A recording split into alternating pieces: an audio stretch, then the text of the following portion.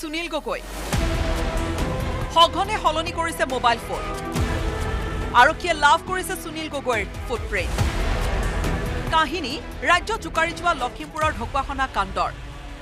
জাহাংগীৰক নৃশংস হত্যা আৰু তাৰ পিছতে সুনীল গগৈ নিখোজ অজ্ঞাত বাসত সুনীল গগৈ সঘনে হলনি কৰিছে মোবাইল ফোন আৰক্ষীয়ে লাভ কৰিছে সুনীল গগৈৰ ফুটপ্ৰিণ্ট কাহিনী ৰাজ্যত জোকাৰি যোৱা ঢকুৱাখানাৰ চাপেতিয়া গাঁৱৰ সুনীল গগৈ হত্যাকাণ্ডৰ ভয়ংকৰ ৰহস্য জাহাংগীৰৰ নৃশংস হত্যা তাৰ পিছতহে সুনীল গগৈ নিখোজ নাপাত্তা হৈ আছে সুনীল গগৈ কোন জাগাত আত্মগোপন কৰি আছে সুনীল গগৈ প্ৰতিটো সন্ধানতে পাক লগোৱা যেহেতু নেকি সুনীল গগৈৰ সন্ধানত এতিয়া সুনীল গগৈৰ সন্ধানত এতিয়া বৰ্তমান CIDৰ দল কোনো দেখা পিছপৰা নাই অসমৰ আৰক্ষীয়ে ঘনঘোৰ ৰহস্যৰ মাজত সোমাই পৰা সুনীল গগৈ আৰু তেওঁৰ পত্নী পুত্ৰৰ জেৰা যেহেতু নেকি ঢকুৱাখানাৰ সুনীল গগৈৰ হত্যাকাণ্ডৰ ৭২টা দিন হ'লগৈ এতিয়া বৰ্তমান ৰাজ্যৰ আৰক্ষী সঞ্চালকৰ GP সিঙৰ তেওঁৰ মন্তব্য সুনীল গগৈ যে জীয়াই আছে সকলো ৰহস্য ফাদিল কৰিলে সুনীল গগৈৰ হত্যাকাণ্ডৰ ৰহস্য সুনীল গগৈ যে জীয়াই আছে আৰু সেই হত্যাকাণ্ড যেহেতু নেকি সেই মৃতদেহটো জাহাংগীৰৰ হয় যেহেতু নেকি ছিন্নমুণ্ড সেই মৃতদেহটো ছিন্নমুণ্ড জাহাংগীৰৰ হয় যে প্ৰমাণ দিছে সকলো যেহেতু নেকি অসমৰ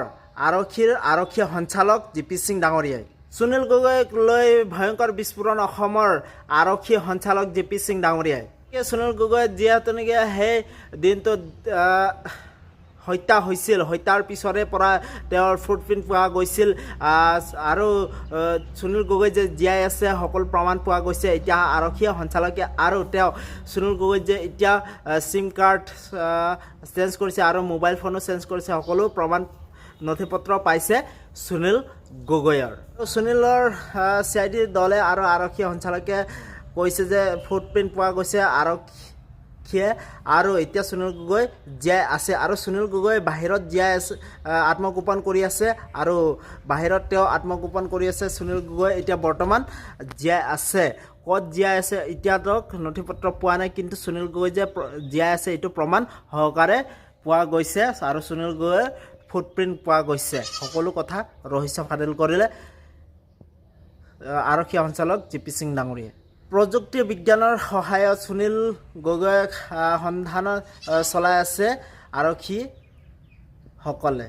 আৰু সুনীল গগৈ যে ক'ত আত্মগোপন কৰি আছে এতিয়া বাৰে বাৰে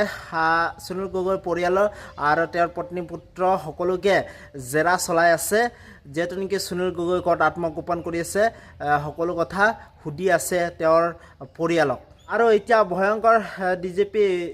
GP সিঙৰ ভয়ংকৰ বিস্ফোৰক মন্তব্য সুনীল গগৈ যে জীয়াই আছে তেওঁৰ বাহিৰত আত্মগোপন কৰি আছে সকলো ৰহস্য ফাদিল কৰিলে সুনীল গগৈৰ ক্ষেত্ৰত যেহেতু নেকি GP সিং ডাঙৰীয়াই এতিয়া লোকেশ্যন ট্ৰেক কৰিব পৰা নাই সুনীল গগৈৰ বিভিন্ন প্ৰান্তত সুনীল গগৈ লুকাই থাকি এতিয়াও মাষ্টাৰ মাইণ্ড চলাই আছে সুনীল গগৈ কোন জেগাত এতিয়া আত্মগোপন কৰি আছে এতিয়ালৈকে লোকেশ্যন ট্ৰেক কৰিব পৰা নাই আৰক্ষী সঞ্চালক GP সিং ডাঙৰীয়াই আৰু CIDৰ দলে কিন্তু এইটো প্ৰমাণ সহকাৰে কৈছে যে 100% কৈছে যে সুনীল গগৈ যে জীয়াই আছে ক'ত আত্মগোপন কৰি আছে কিন্তু এতিয়ালৈকে লোকেট কৰিব পৰা নাই এতিয়া সুনীল গগৈ যে পলাতক অৱস্থাত আৰু আৰক্ষীয়ে এতিয়া পুৰস্কৃত কৰিছে যে যোনে সুনীল গগৈ উলিয়াই দিব তেওঁক 50,000 টকা আৰু তেওঁক পুৰস্কাৰ ঘোষিত কৰিছে সুনীল গগৈ কোন জেগাত আছে পুৰস্কাৰ ঘোষিত কৰিছে সুনীল গগৈ কোনে খবৰ দিব সেই খবৰ দিওঁতাজনক আত্মগোপন হিচাপে তেওঁলোকে ৰাখিব গোপনীয়ভাৱে ৰাখিব আৰক্ষীয়ে আৰু পুৰস্কৃত কৰিব সুনীল গগৈ যোনে উলিয়াই দিব যোনে খবৰ দিব সেই মানুহজনক পুৰস্কৃত কৰিব অসমৰ আৰক্ষীয়ে সকলো কথা সদৰি কৰিলে আৰক্ষী সঞ্চালকে তো সেইটো কাৰণে মই এই ভিডিঅ'টো বনালোঁ আপোনালোকে মোৰ ভিডিঅ'টো যদি চাই ভাল প্লিজ আপোনালোকে লাইক ছাবস্ক্ৰাইব আৰু কমেণ্ট কৰি জনাব তো ঠিক আছে বাই বাই নতুন এটা ভিডিঅ'লৈ আপোনালোকক লগ পাম তো